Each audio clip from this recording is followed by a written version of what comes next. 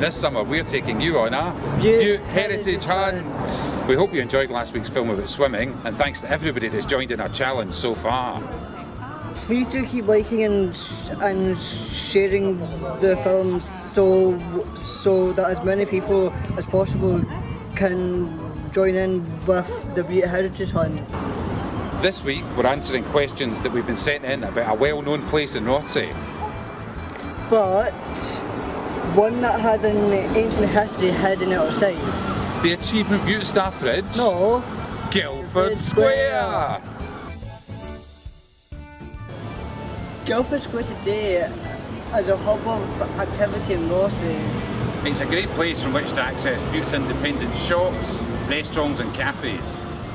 And it's a transport hub for buses, taxis and ferries. The buildings are mostly a mix of Victorian styles, with a couple of new ones built as part of the Rothesay Townsite Heritage Project a couple of years ago.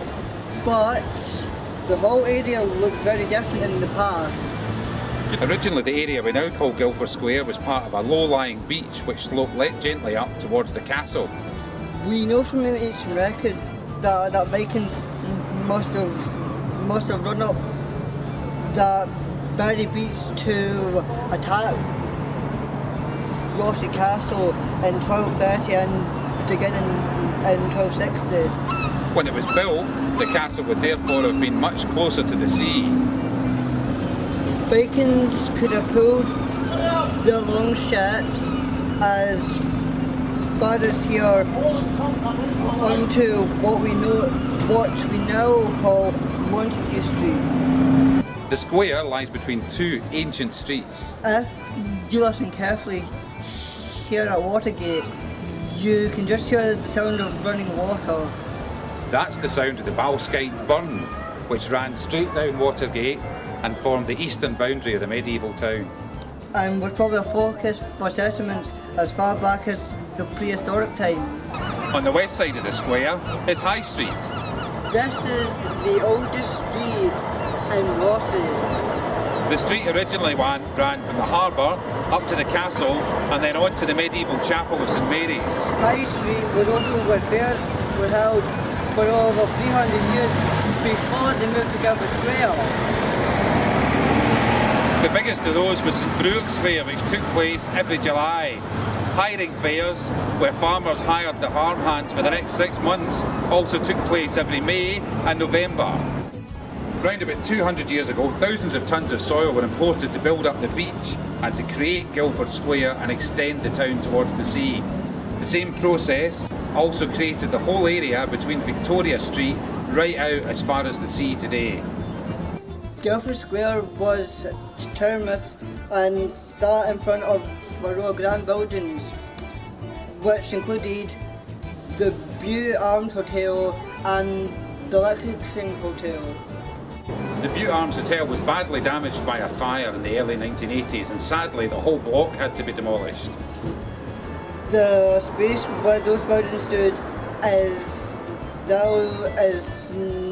now the car park. But the square continues today as the focus for the modern town.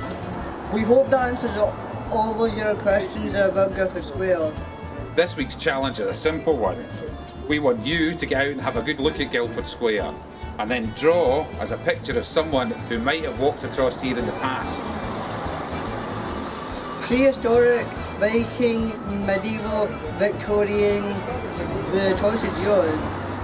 We'll be using the drawings as part of a special animation all about Guildford Square, and you'll get a unique Bute Heritage Hunt badge if you complete all our challenges. And a special certificate confirming that you are the heritage hero.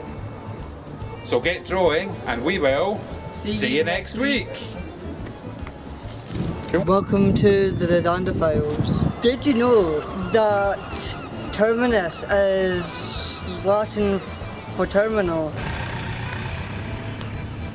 Montague Street was originally called Lay of O Street. It was renamed in honour of the first wife of the third Earl of Bute, Mary Watley Montague. The annual St Brooke's Fair, held since 1585 or possibly earlier, was still being held in Guildford Square up to 80 years ago. The earliest evidence of settlement at Rossi was found beside the school at Tilton Head, where pottery dating back from 6,000 years ago was discovered. Guildford Square is named in honour of Martha North, eldest daughter of the Earl of Guildford and the wife of the second Marquess of Bute.